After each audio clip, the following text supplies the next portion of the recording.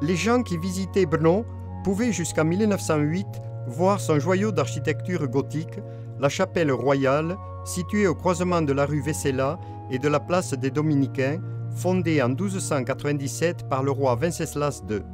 Elle jouxtait la maison voisine où demeurait le jeune roi lors de ses fréquentes visites à Brno. Ce bâtiment sacré, unique, était dédié à la Vierge Marie et à Saint Venceslas. Les saints Cyril et Méthode sont devenus ses patrons plus tard, à l'époque de la montée de la conscience nationale. Ce bâtiment religieux gothique a été construit dans le style strasbourgeois qui est entré dans le pays à partir des terres danubiennes.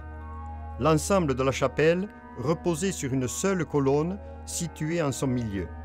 C'est vers cette dernière que convergeaient également les pans de la voûte de plafond.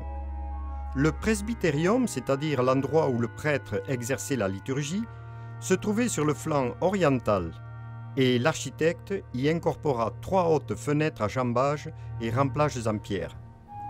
La lumière entrait dans la nef de la chapelle royale par 4 hautes fenêtres et la croisée d'ogives au plafond était décorée de motifs foliacés en relief.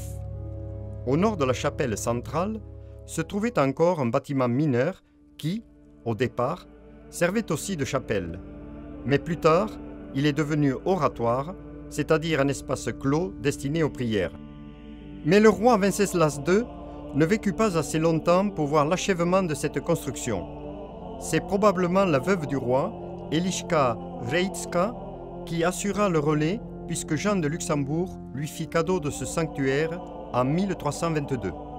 Aussitôt, Eliška confère la chapelle, y compris le bâtiment adjacent, à l'ordre des cisterciennes qui occupait déjà un monument dans la vieille ville de Brno, monastère fondé par Eliška elle-même. Cet ordre religieux féminin exerce la liturgie dans la chapelle pendant plus de 400 ans, jusqu'en 1782, année où l'empereur Joseph II dissout tous les ordres réguliers et attribue ses locaux à l'armée.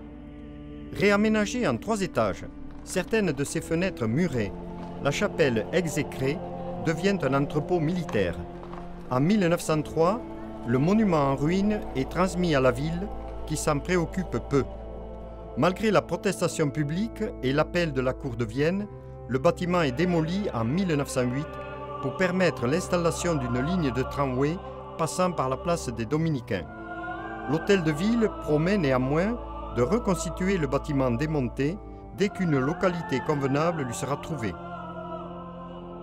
De nouveaux projets pour sa reconstruction émergent de temps à autre. Malgré ces initiatives, on reste dans l'attente du rétablissement de ce monument médiéval.